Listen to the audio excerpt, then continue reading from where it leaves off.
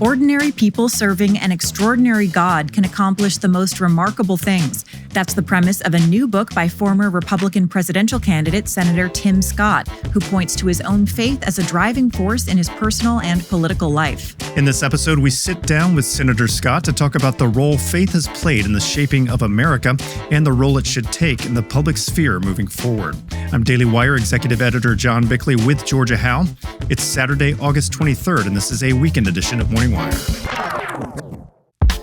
The doctors at Brickhouse Nutrition recently opened my eyes to why most protein powders just don't work. Here's the problem. Most protein powders are loaded up with poor quality protein and cheap fillers, maltodextrin, soy, corn syrup, sodium, and cellulose. It's no wonder they're not delivering results. If your current protein powder isn't cutting it, here's what makes Brickhouse Whey Protein much different. This isn't some supplement thrown together by marketers. It's bioengineered by doctors who actually understand the science behind what your body needs. The key is their clean formulation, which gives you superior bioavailability, meaning your body can actually absorb and use the protein effectively. And here's the thing, you'll feel the difference right away. I've been using this protein for weeks now and it tastes incredible, plus it really does give you everything you need and more. We're talking professional level muscle growth and strength, that lean, toned physique you're after, incredible energy levels, and rapid workout recovery. Plus, it's completely lactose free, so you won't deal with any bloating or stomach upset. Bottom line, don't let junk protein hold you back from looking and feeling your best. Switch to Brickhouse Whey for guaranteed results or your money back. Go to thenewway.com and use promo code MorningWire for 20% off. That's promo code MorningWire at thenewway.com, thenewway.com. First of all, thank you so much for joining us. Absolutely. Good to be with y'all. So in your book, you highlight Christian figures from various eras who made profound contributions to American society.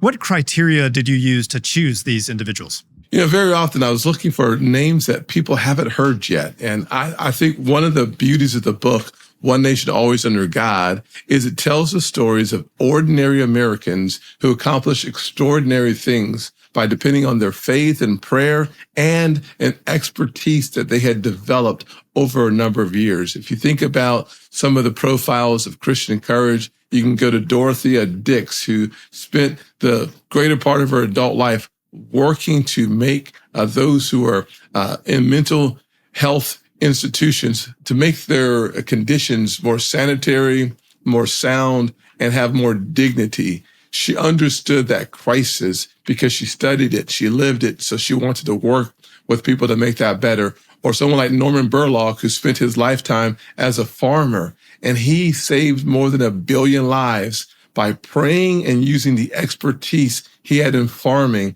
to make the miracle happen using the soil in areas where they could not find good production. So story after story after story, the through line is that ordinary people serving an extraordinary God can accomplish the most remarkable things, whether it's William Lloyd Garrison as an abolitionist or whether it's the Green family with Hobby Lobby. Throughout American history, the one consistency is this Judeo-Christian ethos that permeates in all of the institutions of power. And when it does, we have a stronger, more powerful country. Were there any people whose stories especially surprised or moved you during the research process? It's hard to deny the impact that Fred Fox, an actor who was then drafted into World War II, he finds himself wanting to be on the stage, and the military, they saw his talent and they literally helped him create basically a veil of army prowess and potency by having literally inflated weapons, sound systems to make it sound like troops moving. This is a real story in World War II where Fred Fox, using his expertise as an actor, was able to save thousands and thousands of lives by throwing our enemies onto the wrong trail while the actual army moved in and got the kill, so to speak. So his story stands head and shoulders out. And Jim Lovell, an astronaut who was lost in space, literally everything was going wrong, 200,000 miles away from home. And he, through his prayer, finding peace, was able to then use his skills to come up with solutions to conserve the oxygen to save the lives of astronauts. Ordinary people serving an extraordinary God can do the most remarkable things if we can remember that. I think that's our future, to be honest with you. America's greatest future, to be the city on the hill, requires us to remember who we are, whose we are, how we got here, and where we're going. The element of faith here, why is it so important? It's one thing to build an expertise, and a lot of people do this. Why does the faith, the Christian faith in particular, take this to the next level and turn it into a transformative thing?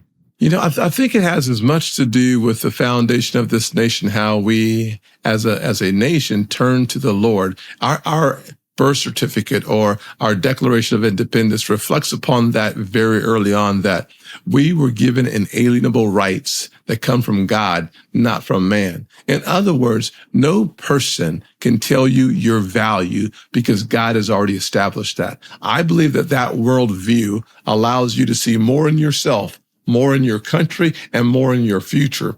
That kind of power motivates and inspires people to do the remarkable things that are in us. And that's why I think it's such an important part. It's not just our expertise. It's availing ourselves to this new capacity that only comes through faith so that we do amazing things, not just for ourselves, but for other people around the world. I love C.S. Lewis, and one of the quotes I remember from him. Oh, yes. That's how he talks about, awesome. You would think that somebody's focus on the afterlife would make them care less about the world, maybe be less actually self-giving, maybe less brave in the face of danger. But it's the opposite. They're actually more likely to run into, face the Nazis, face off against the enemy, because they're not only concerned with the worries of the world. They're thinking of the afterlife. You draw a strong connection between Christian values and the foundations of American institutions, and you connect that to education, healthcare, et cetera. Are these principles being included in today's policy debates? Not enough, to be honest with you. I think too often in today's America, we have too many people celebrating the wrong people who are doing the wrong things. And I wanted to write a book right now to encourage us to look to our future with hope and optimism, because we have stories in our past and, frankly, even modern stories. St. Jude Hospital was founded by a guy named Danny Thomas, who was on his last leg, so to speak. He was lost. He was about broken and broke. And he prayed, and he believed that the angel of mercy, St. Jude, responded. And he said he was going to build a shrine to St. Jude in a way of honoring the Lord for the resources that came his way.